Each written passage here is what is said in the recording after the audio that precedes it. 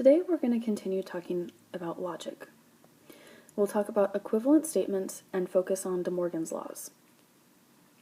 Equivalent statements is basically when two statements are the same, and we're going to use truth tables for that.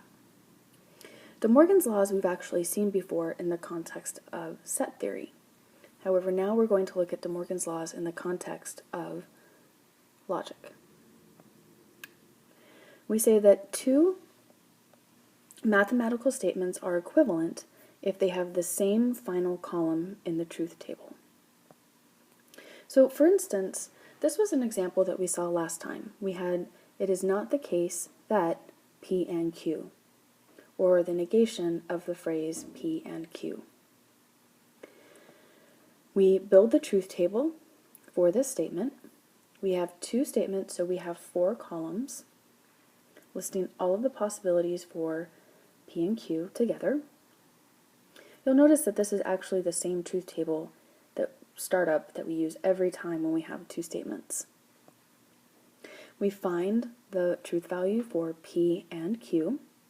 This is actually one of our building blocks, as is, but we're looking for the negation of this overall phrase. And so we take the column true, false, false, false, and we negate it to get the column false, true, true, true.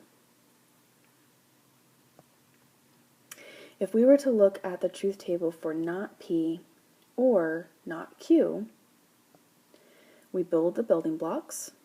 So before we can take the negation of, before we can combine the two statements with or, we actually first need to find the truth values for not P and not Q. So we switch the values. If you notice, the column for P is true, true, false, false. So the column for not P is false, false, true, true. The column for Q is true, false, true, false. So the column for not Q is false, true, false, true.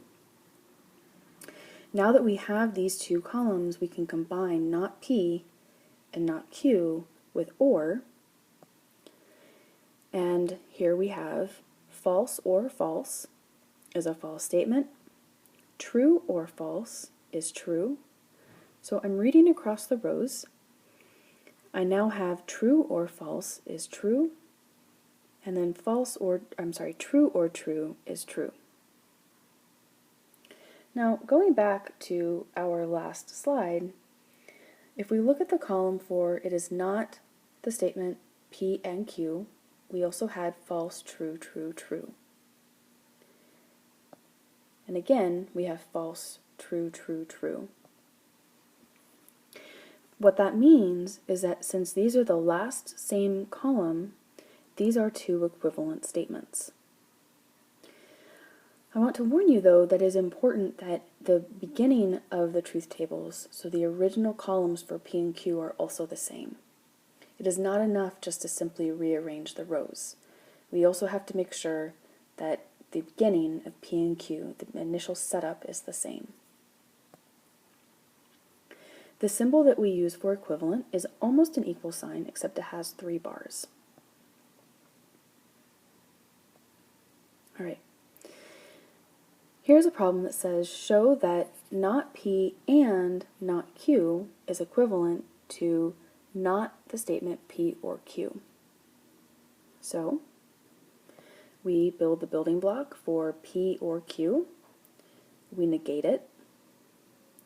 We make the truth table for it not P and not Q. Before we can combine not P and not Q, we need to find the truth values of not P and not Q. So that's the 3rd and 4th columns in the second table. And we now have false and false, which is false. False and true is false. True and false is false. And then lastly, true and true is true. So, because our last column matches up for these truth tables, this means that these two statements are equivalent. Okay, this actually summarizes De Morgan's laws. Now, if you're curious, you might actually go back and look at the De Morgan's laws that we had for set theory. where we had complements, which kind of corresponds to the negations, stuff that's not in a set or stuff that's not a statement. The intersection symbol kind of looks familiar with the and symbol, and the or symbol kind of looks like a union. Alright, I encourage you to go back and pause the slides when necessary, and we'll talk later next time.